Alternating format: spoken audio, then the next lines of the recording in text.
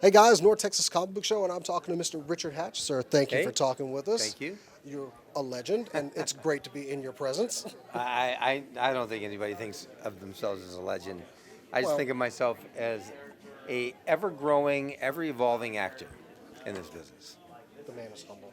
To Right. all, well, of course, you're much larger than life for some of us, but right. I'll let you. I'll Yeah. let you have that one. Thank you. I'm going to have my hero worship. Okay. So, By the way, anybody ever tell you it'd make a great Klingon?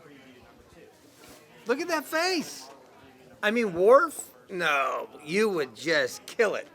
And let me tell you, see, here's the Klingon I'm playing. right. And in the new XNR indie truck film, groundbreaking, that you can go check out. But you would make a badass Klingon. I swear to God.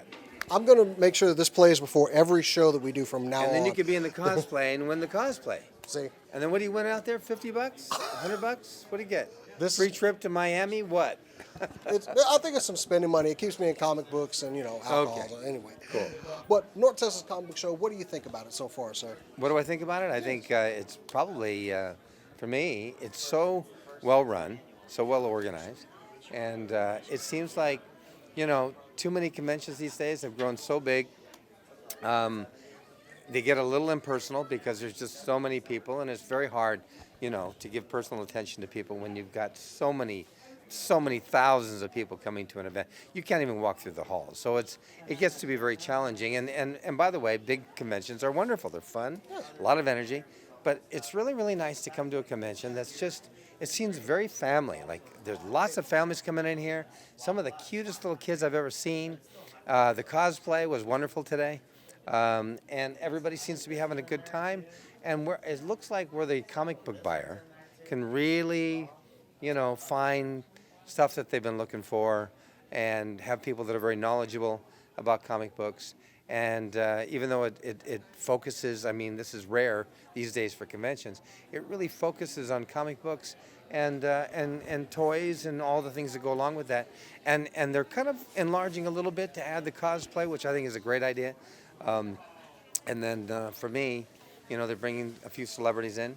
And so it's kind of been a very, very, very comfortable, very warm, very supportive convention for me. I've had a very, very good time and haven't been in Dallas for a while. So Sorry, it's so hot while yeah, you're here. and when you look at a convention like this, you realize that conventions like this, because the fan base is growing, the energy is growing, and conventions are evolving, as you know, into these big mega events. So as I told the promoter, I said, you're going to have to really make a decision about whether you want to let it expand into this huge convention or whether you want to keep it more modest, more kind of, the way it is now, which is a lot of people, a lot of really passionate people, but it's still, personal. It still feels where you're not having to, bump shoulders everywhere you go. You can at least breathe a little bit, a little space. And I'm sure that there's a lot of people that really, and I heard that today, a lot of people prefer coming to a smaller event. And I don't want to call this small because it's not really small, but a smaller event comparative to maybe an event that's 50, 60,000 people, where it's just more at ease, more comfortable, warmer, friendlier, call it what you're, more relaxing and enjoyable on that level. So I think they've done a great job, and it's obvious everything starts at the top. So the promoter has created a very, very, like I said, warm, friendly, family-oriented ambiance, and I think everybody here really appreciates it. You hear that, Chris? You're doing Yeah. something right. That's from Richard Hatch. There you go, Chris. You got that from So me. say we all. So, back to enough about conventions. Your career and you've carved out this legacy that's carried forth. I mean, people are still coming up. They want to meet the man. Right. How do you feel with that? Especially people when they bring out costumes dedicated to you. They Yeah. style themselves in the old way. I have to be honest. I think actors, when you first get in the business, people can tend to lose their sense of reality, and they get caught up in everything and the fame and the money and all that stuff and all the attention that comes with it. But for me, it never seemed real. It's so much that just as a human being, you kind of, you don't feel, what's the word I'm searching for?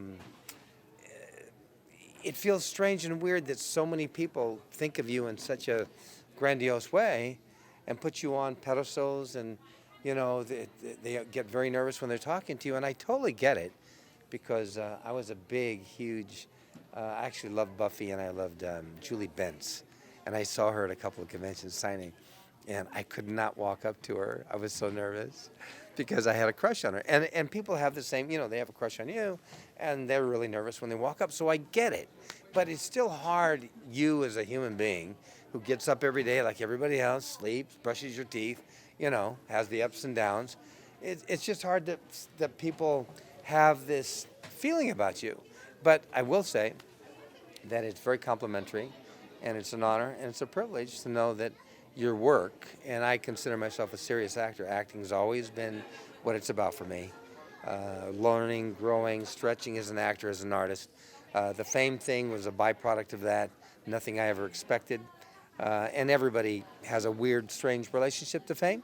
Although I must say, it certainly got me some free barbecues, you know, here and there. But nevertheless, I always looked at myself as an actor. So I'm very feel privileged that I could have a positive, inspiring effect on people, and that people look up to you and admire your work and remember your work. I mean, how often do people remember the good things that you do? I mean, we live in a world where so many things are happening so fast. The world is changing so fast. Things are forgotten so fast. But sci-fi audiences seem to be very loyal, very dedicated, and they really, really appreciate those people and those stories and those shows that they fell in love with. God knows, when they were 12, 15, 20, 30, whatever. Yep. I was that kid watching. Yeah. It, So. I don't know what else I have to say after that. Mr. Hatch, thank you very much. Thank you. You've made Very much. You made a kid's dream come true. Thank you. Guys, thanks a lot.